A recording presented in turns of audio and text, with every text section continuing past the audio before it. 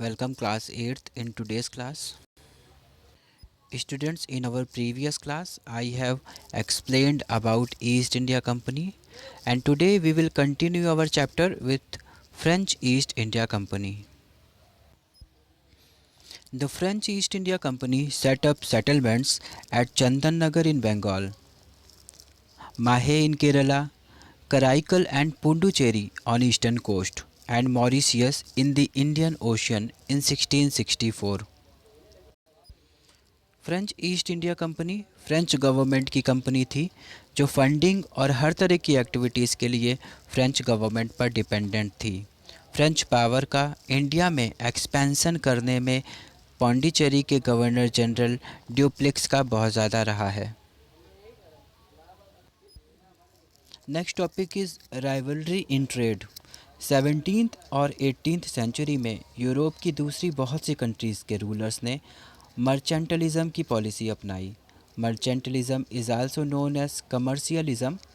इस समय बहुत सी यूरोपियन कंपनीज जिन्हें अपनी गवर्नमेंट सपोर्ट कर रही थी बाहर आईं, और the royal charter issued by queen Elizabeth first could not prevent other European power from entering into trade with eastern world.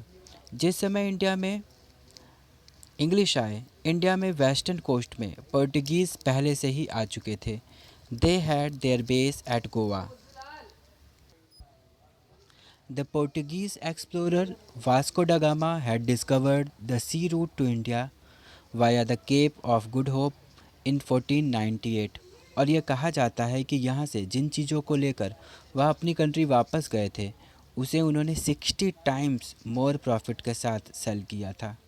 This roused the jealousy of Indian other European countries. 17th century तक India ने English, Dutch और French trading करने आ चुके थे।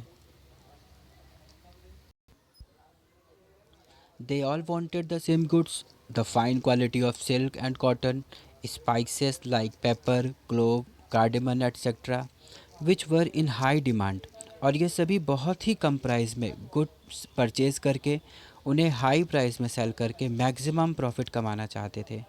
The increasing demand in Europe pushed up the prices and keen competition in Europe reduced the profit। The need to secure markets resulted in aggressive wars between the trading companies, जिसमें in European companies ने एक दूसरे के ships को डुबोने की भी कोशिश की। कई बार रूट्स को ब्लॉक कर दिया जाता था और दूसरे तरीके से भी एक दूसरे को नुकसान पहुंचाने की कोशिश की गई। Because the only way the European companies could continue to enjoy their profit was by eliminating the competitors। अब इन कंपनीज़ ने एक दूसरे से अपने ट्रेडिंग सेंटर्स को प्रोटेक्ट करने के लिए फोर्टिफिकेशन करना शुरू किया, and companies raised their own armies. It led to intense conflict with the local rulers. धीरे धीरे करके अपने वीकनेसेस की वजह से फ्रेंच और डच इस कंपटीशन से एलिमिनेट हो गए और अब इंग्लिश लोगों ने इंडिया से ट्रेड करना कंटिन्यू रखा। So students, that was the story of other European trading companies and rivalry between them. In our next class, we will see how East India Company established trading settlements in different parts of India and about the Battle of Plassey. Till then, take care and have a nice day.